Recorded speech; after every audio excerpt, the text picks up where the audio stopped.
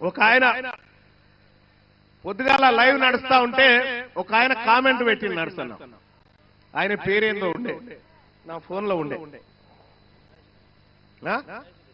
మహేష్ రెడ్డి, మహేశ్వర్ రెడ్డి అని ఒక ఆయన కామెంట్ పెట్టింది. ఏంటంటే బీసీలంతా మా ఉత్స తాగాలరా అని పెట్టిందన్న.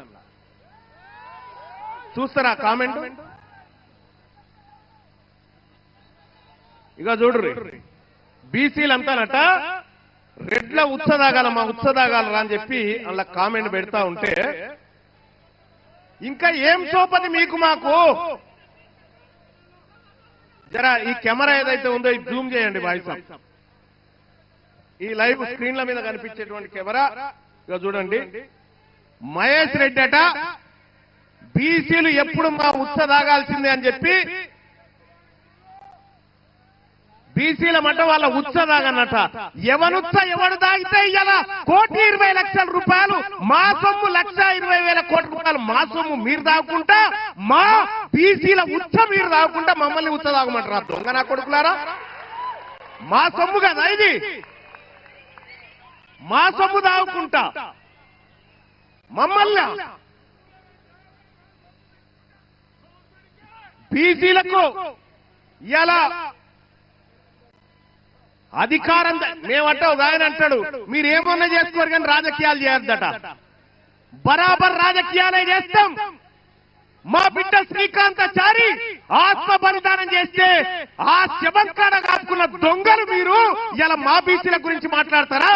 మా బిడ్డకు చేసిన న్యాయం ఏంది ఒక్కసారి నేను అడుగుతా ఉన్నా.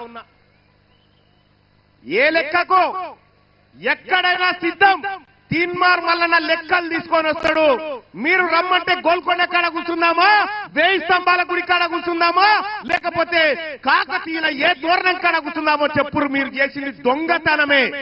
మీకో విషయమే తెలుసా? అసలు ఈ రెడ్లు వెలమలు తెలంగాణలో కాదు. ఈ రెడ్లు వెలమలు తెలంగాణలో కాదు. ఎందుకు చెప్తా ఉందంటే మనకు అక్కడక్కడ ఊర్లలో గడీలు కనిపిస్తున్నాయి. మా మల్లేశ్వర రెడ్డి బాయ్, అక్కడక్కడ ఊర్ల పండి గడీలు కనిపిస్తున్నాయా? ఆ గడీలు ఏంటి అవి? వాళ్ళ ఇల్లు అనుకుంటురా?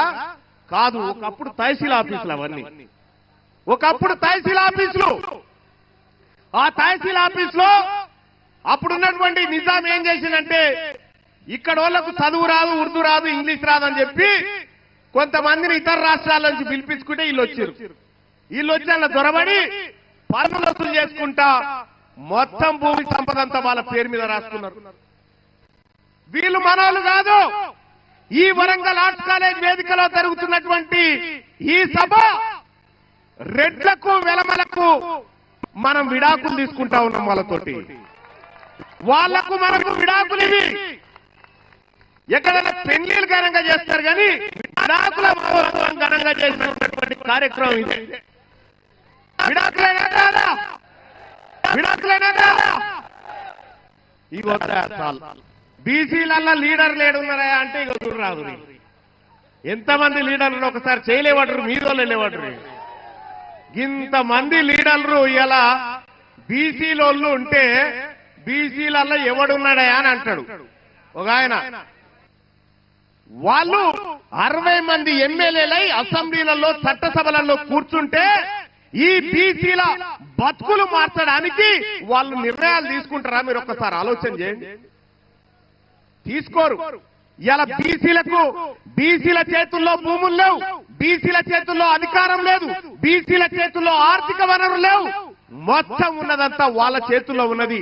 కానీ బీసీ ప్రజలారా గుర్తుపెట్టుకోండి, నిన్నటి దాకా ఒక లెక్క, ఇయాల్టి నుంచి ఇంకొక లెక్క. నిన్నటి దాకా ఒక లెక్క. ఈ బీసీలలోంచి ఎవడు అడిగేటోడు లేడనుకుర్రు. ఈ బీసీలకు ఇట్లనే 4 రోజులు ఉద్యమాలు చేసిపోతారనుకున్నారు. కానీ గుర్తు పెట్టుకోండి, ఇవాళ బీసీ సమాజానికి, తెలంగాణ రాష్ట్ర బీసీ ప్రజలకు మీ బిడ్డ తీన్మార్ మల్లన్న ఖడ్గం పట్టుకొని ఉన్నాడు. ఒక్క అనా పైసా పోయినా ఊరుకునేటువంటి ప్రసక్తే లేదు.